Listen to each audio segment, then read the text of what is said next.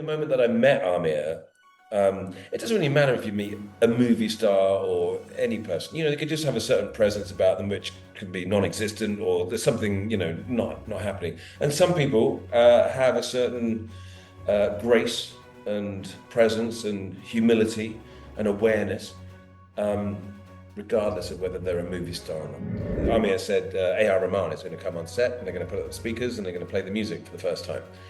So I was like, cool, let's listen to it. And there was a moment, they put them in the middle of the cricket pitch in the desert, and the music started playing. And you just sit there and you think, wow, not only have we got all these other elements going on, this is going to be part of this. And then that sort of sits in, oh my word, this is going to be something special. It's one of my favorite lines in the film. No ball. What's that? What? No ball. It's brilliant. It was so good.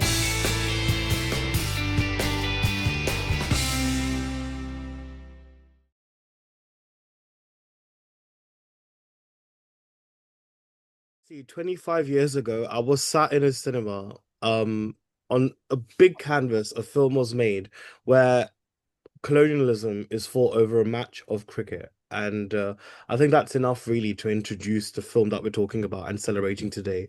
That is Lagaan, 25 years. And the actor joining me today, Paul Blackthorne, literally created a legacy by saying Teen Guna Lagan Dega. And until now, Very good. every and until now, everyone is repeating that. So Paul, very long introduction, but I think the legacy of the film that we're talking about merited that today. So warm welcome to you, and thank you so much for joining us. Thank you. Yeah, absolutely. Thank you for having me. Nice to be here. Look, I mean, Paul, rewinding back to 2001, I believe this was your first film role, right? Lagan No, I'd was. done some independent films before that. So some Right. British television, a few independent films, theatre. But this was the first movie. Movie, right, Yeah, exactly. yeah. But independent films, of course, I mean, incredible, but obviously this was a motion picture, right? Like a magnum opus, so to speak. So, I mean, the higher stakes are definitely involved in that. But I think for you working in an Indian film back then versus now, I mean, now that the borders have, crossed over, there's a lot more crossover work happening more prominently. But back then it was still a rarity, right? When stuff like that would happen. So I guess for you, what was your emotions back then, your thoughts and your approach perhaps to playing Russell? Well, it was described to me how groundbreaking and pioneering this film would be in the context of Indian cinema, such as having synchronized sound recording, which was a first. And a lot of crew members in the early days of shooting needed to be reminded of that because it was such an alien concept. So that was hilarious. And shooting in a single schedule as well, I believe was a first. Um, it became apparent to me, obviously, when I first met Amir. So I became familiar with taking it back to the beginning, the script. You read the script and you go, okay, this is very interesting, and this looks like a fun character, and obviously that's what hits first. Then I was offered the role, and then of course I do my research into this gentleman called Aamir Khan, who apparently is a big star in India, and then you realize, my God, he's huge and he's very respected. And then the moment that I met Amir, it doesn't really matter if you meet a movie star or any person. They could just have a certain presence about them, which can be non-existent, or there's something not happening. And some people have a certain grace and presence and humility and awareness, um, regardless of whether they're a movie star or not. Walking in to meet Amir for the first time, that was clearly demonstrated when I met him. And just as a human being, I just thought, wow, that's somebody that is going to be a lot of fun to work with, in what's clearly going to be challenging conditions. Um, and and then, of course, meeting Ashutosh, hearing his conviction. And that's what really was the fuel for the whole film, the conviction and the commitment of the two of them, Ashutosh, Amir, that was contagious, permeated through the rest of us. And we all gave it our all and worked hard under the Gujarati sun. And we pulled something out of the bag, I guess. pulled something back. I think you pulled the entire bag out, mate. It literally feels like it's incredible. Honestly, it's just magnificent. But I think what I really want to talk about here is some of the technical aspects, actually, because um, you know, there's a certain stillness that I think Lagan has, Mm. as a film. Of course, the cinematography is ace. The background music by Rahman is ace. But I think the color palette for me really stood out the most, actually, even now after all these years. Like obviously, there's the prominent contrast between the blue sky and the yellow, obviously the desert, that's there, the white sand, the yellow sand, whatever. And then your uniform was like in red most of the time, right? And it was interesting because red often symbolizes danger, and Captain Russell was quite literally danger. Um, so I think when you were working with the color palette, with these technical aspects, uh, at that point in time, I mean, how does that really help you as an actor? Because see, when you watch the final product, it's obviously more polished, it's finalized, so it's more ultimate. But when you're working on set, what contribution do these technical aspects have on you as an individual artist? That's a good question. So obviously it's directorial choices that are governing everything you've just mentioned. Um, and really, from a directing point of view, you want to bring in elements that don't overpower the story, but underlie, they're there underlying the story. And yes, all those incongruous bright reds and sort of demonstrative colors and sharp, rigid uniforms obviously represent, that British mentality of the Raj at that time against contrasted against this rugged and harsh but beautiful natural terrain and the flow of the people living there, the flow of what they're wearing and the music and such that's part of the film. Um, but yeah, those elements are brought in to sort of quietly sit under the story and what we're getting at here. And when you start realizing, those kind of nuances are really there, tucked away, um, it's nice. It's encouraging. You go, oh, okay, I can see where we're going with this. People know what they're doing. This is good. This is great. Um, and then for me too, the one of the big moments where you sort of realize that you're dealing with something very special is when they brought in the Amir said A.R. Rahman is going to come on set and they're going to put up speakers and they're going to play the music for the first time. So I was like, cool, let's listen to it. And there was a moment they put them in the middle of the cricket pitch in the desert, and the music started playing, and you just sit there and you think, wow, not only have we got all these other elements going on, this is going to be part of this. And then that sort of sits in, my word, this is going to be something special. And then the last moment before the film released, where I thought, ooh, this is going to be good. When you see the poster for any project that you're working on, they'd be like, here's the poster for the new TV show. And you'd be like, oh God, it's going to be rubbish. Look at the poster. You look at any poster, you get a sense, obviously purposely, what the project's going to be like. They sent us the poster in London, and I was there with all the other guys when we opened it. And as we rolled out the poster and saw each Indian team member standing there, and then you roll out that last bit, and there's Amir's face looking like that, and then Lagaan, Once Upon a Time in India, and the tone of it. And we all just looked at each other, and I was like, I think it's going to be good. That looks good. And it was good. There's these little moments as you go along where you get, yeah, it starts being confirmed. You're onto a good one. And again, it's interesting you mentioned that because you also have the yellow background in that as well. Yeah, Blue exactly. Yeah, very sky, much natural. there's that, yeah, there's also the yellow background, and you also have that red sari as well, or the red veil underneath the lagan as well, Yeah, that's underneath right. the Yeah, a bonnet. little taster of it. Yeah, Exactly. So that was really, really interesting. yeah. Um, All I those think subliminal touches that, things that you don't. It's like, obviously the music in Bollywood films is a big statement, but generally it's like a good score is one that you don't notice, isn't it? It just sits there underlying the story. So, yeah. So all those little touches. it, Ashutosh, amazing. I'm glad you mentioned Ashutosh because I think now, I mean, obviously after all these years since I've worked in the film business and have studied film to in that level and loved film. I can see a lot of subtle references that I think Ashutosh has might have been inspired by, but from me, from what I have felt, is that when I watch Lagan now, I can see traces of, and I'm not sure if you've seen the works of the filmmakers that I'm going about to mention, but Bimal Roy, for example, when I watch Radha Ke Sena Jale, it reminds me of a song that Bimal Roy had in a film called Madhumati, and the way it was so simply done, but yet it was so aesthetic, even for its time. It was beautiful. Mm. Uh, that was amazing. There was a certain ruggedness, like you mentioned, that kind of reminded me of Ketan Mehta's works.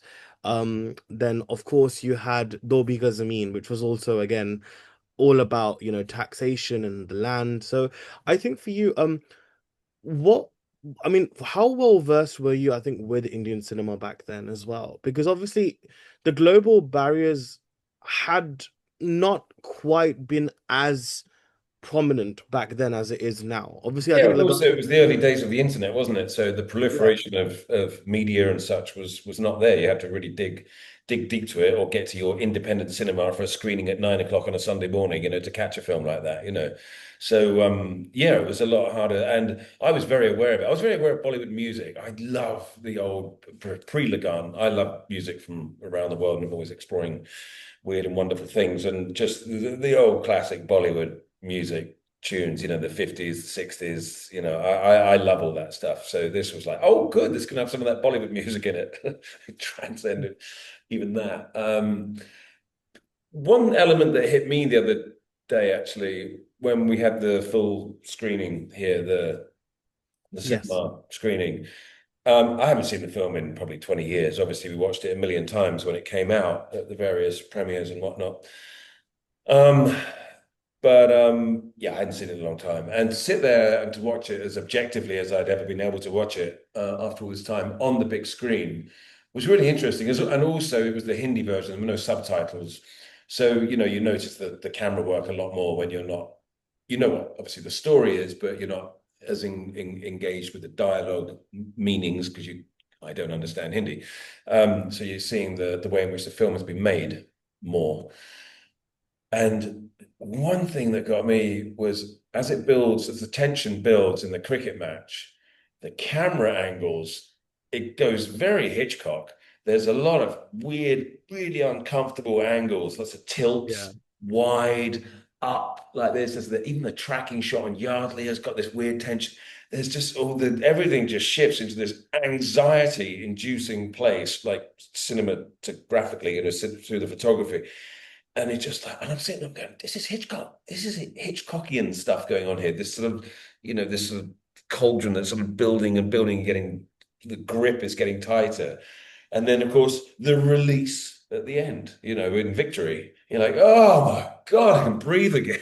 You know, brilliant, ingenious filmmaking. Absolute genius. No, it was honestly, it was so atmospheric the way it was built, and I think Rahman's background score honestly is incredible. Like especially in the no ball aspect. Oh my God, when it Yeah. all rests on Bhuvan's shoulders to really I hit it think it's out. my favorite. It's one of my favorite lines in the film. No ball. What's that? What? No ball. It's brilliant. It was so good. It was so good. There. But I think, look, Russell, I think as we are coming towards the end of our conversation, I mean, there's three big questions I've got to ask you before we do wrap up. Apologies for that, but time is of the essence. No, no, of course. So I think first part, I think Lagan, I think over the years though, it has been, as much as it's loved, but it's also debated in the sense of its portrayal of the British Empire, right? Mm, Because obviously, let's not forget the British Empire were absolutely brutal with what they did to India, of right? There was course. a lot of bloodshed. It was tyranny at its core. And obviously, what some people now today might perceive it as a bit of a subtle approach to showing the brutalities of what actually happened in history rather than embracing the full you know things that happened to the country and the divisions that really happened and the killings, the bloodshed. So I think, how do you kind of view those debates in terms of the way the British Empire really went about this sort of torture that India went through? And I It, think yeah, yeah, go on, go on, oh, go on. Shall I? Sorry, I don't mean to Yeah, interrupt and you. then I'll ask the next questions afterwards. Yeah, sure, go Sure. on. If you sat there and you said, I'm going to make a film about how nasty the British Raj was in Indian history, and it's all about that, that could be very compelling and interesting and probably a great documentary. But when you can put a story, a human story, into that context and show the history through the story that you're telling, and you go, that's an amazing story and that's compelling and I'm enjoying it, it's entertainment. And it's like, what was going on back then? What was the background here? When it provokes that thought of what is the context of when the story was being, when the story is being told. 1893, the Raj, what was happening? It provokes that. And I found it, obviously, when I was doing my research for the character and the context of the world that he was born out of. Oh my God. I mean, it's nauseating, obviously, what Britain was doing at that time. And that really was the height of European superpowers pillaging whatever they could from around the world. The scramble for Africa was going on earlier in the century. You got the Indian conquest, Asian conquest. And, because these industrial powers could do it, they did it shamelessly, brutally, and disgustingly, and thought they were doing it all for the good of the British Empire. And it's that power, that element of power, power-hungry men getting carried away with themselves. They just want more, more, more, more, more.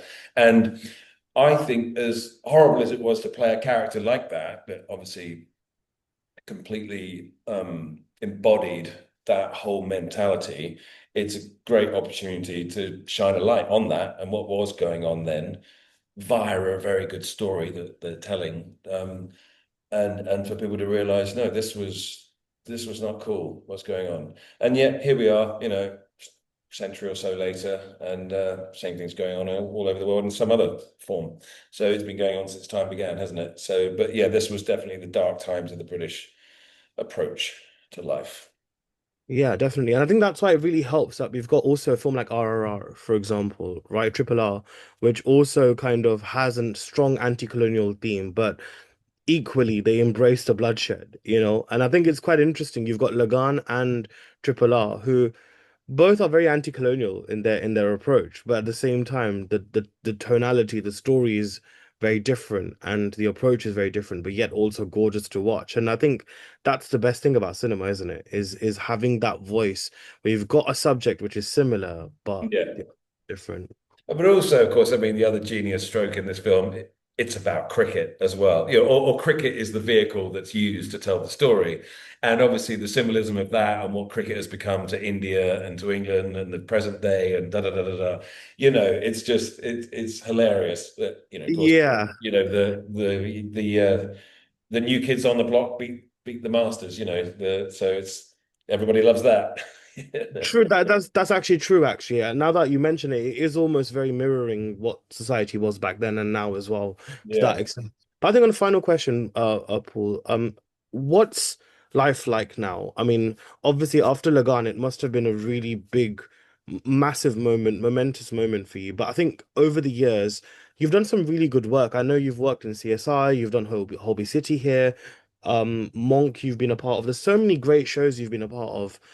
So how has work really shaped up for you, I think, post Lagan? Well, yeah, the shows, Holby City and all those BBC kind of things I did was pre-Lagan. And then, of course, when Lagan was nominated for the Oscars in 2002, suddenly I found myself in Hollywood and all that entails. And I had no desire whatsoever to go to LA and do all that nonsense. I was quite happy living in East London and enjoying life.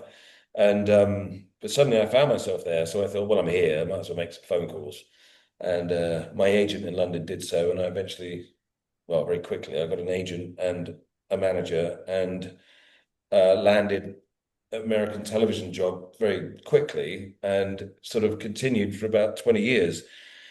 And it all just sort of flowed out in that sense. And obviously, Lagan was the catalyst for the whole thing of my life, doing a complete 180 from, Bethnal Green in London to suddenly living in Wow. Venice Beach in Los Angeles. And but the thing is, I don't know. I kind of I'm not very good at using the word career and the idea of there's a separation between work and life. Even before my acting and stuff, I just was like, I just want to do something I enjoy doing. Because I did do a job for 3 years, from 18 to 21. I worked in the city in London. And I thought, okay, this is kind of weird. You get 2 weeks holiday in the summer, you're off for about a week at Christmas, and there's a few days off here and there. And then you do this thing from Monday to Friday. You know what? That's fine if that's your thing, but it's a bit of a separation. I want to do the thing I enjoy doing in life that they might call work. But I don't want it to feel like work. I want to enjoy my. It takes up so much of your life. Find the thing you enjoy doing, and it probably be the thing you enjoy. You do the best. And so I sort of went on this quest in my 20s and to sort of find out what that was. And it ended up being acting. And when I got to LA, I just enjoyed the experience of being there because I was like, this is Hollywood. Oh my God, this is hilarious. What am I doing here? Then you turn up at the Warner Brothers studio and you go, oh my God, there's the famous water tower and all these things. And I just treated it with a kind of a childlike kind of curiosity and sort of pleasure and enjoyment. And I think that's the thing sometimes. You can't take life too seriously. Do you know what I mean? It's like you are going to work hard. If you're given the opportunity, you're going to work the hardest you possibly can. You're going to absolutely commit if you've made the decision, and you'll be as much service as you can to the people around you. You get on with it. But at the same time, don't take it too seriously. It's life. You've got to enjoy it as well. Oh, amazing. That is so wonderful. But look, thank you so much, Paul, for joining me on Filme Shilmy. We have come towards the end of our time Sure. today, but it's been so lovely. And I've been wanting to like chat with you for a while actually about this. And I'm so glad that, we could do this on the 25th anniversary of Lagaan. So thank you so much.